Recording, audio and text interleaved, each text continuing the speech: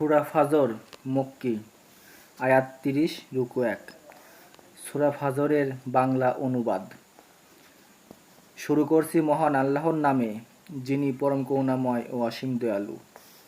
কসম ফজরের সময়ের, আর কসম 10 রাতের। কসম জোর বেজোরের, আর কসম অবসানমুখী রাতের। আর তাতে জ্ঞানীর জন্য শপথ আছে কি? আপনি কি লক্ষ্য করেননি যে রব আদ জাতির সঙ্গে কি করেছেন?